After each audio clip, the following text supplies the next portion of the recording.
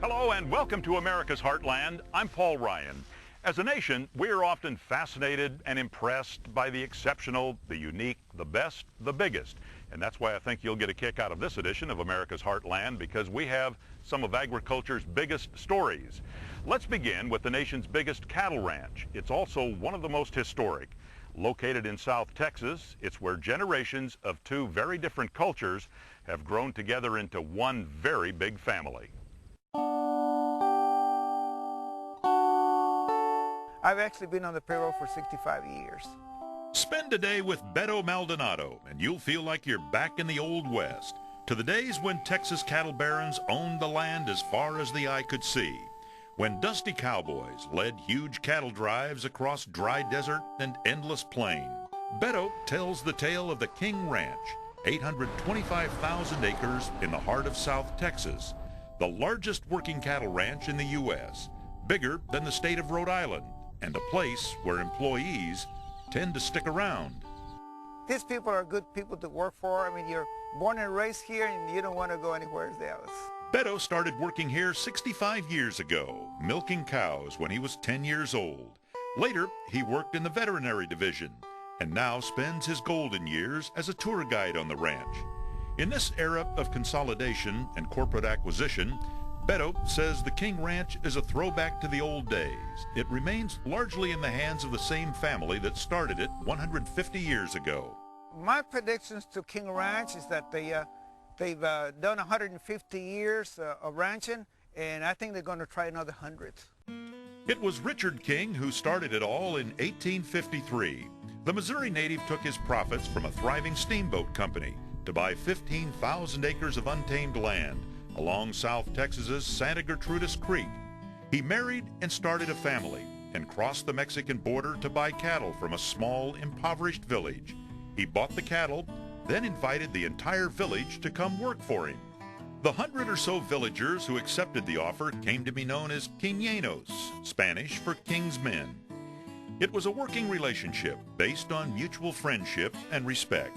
That's continued for 7 generations. We always had work like a family, owners and also employees. Alberto Lolo Trevino is a vaquero, a Mexican cowboy, and a 5th-generation Quinyeño. He started training horses in 1940 at age 10. A life of a cowboy is being happy all the time. If you have worries, leave them at home. Soon there were several hundred Quinyeños looking after close to 100,000 head of cattle. In the 1860s and 70s, they drove 30,000 Texas Longhorns 1,000 miles to northern markets. Later, the ranch would develop its own breed called the Santa Gertrudis, the first truly American breed of beef cattle.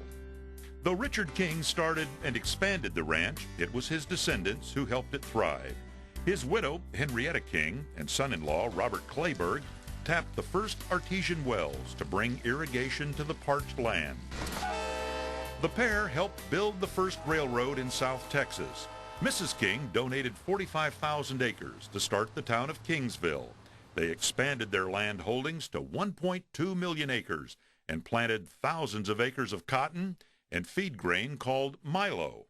Today, 2,000 miles of fencing enclose its pastures. The King family's 3rd generation, sons Robert J. and Richard Clayburgh, developed new cattle breeds and started raising thoroughbred horses. Successes included a Triple Crown winner, Assault, who won it all in 1946. King Ranch is both a National Historic Landmark and a popular tourist attraction. It has its own museum in Kingsville, showing off everything from an old chuck wagon and saddles to the 1948 custom Buick convertible, once used for hunting wildlife. Bus tours of the ranch leave city slickers pretty impressed. I was just awestruck with it. It was just so big. It just blew us away, the size of it. Maybe you'll get to meet a cowboy like Rick Falcone, a 4th-generation Quinyeño.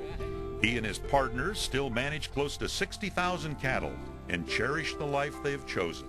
I don't think I can sit in an office. My office is my truck, and I love it out here, so this is where I like to be.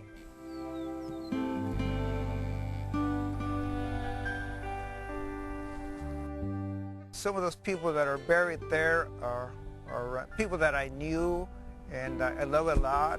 The way I look at it, it has been a big family, members of the King family and the Quineños, we all work together and get it done that way.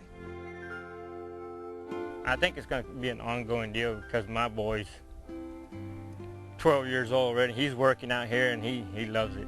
There's always room for more cowboys.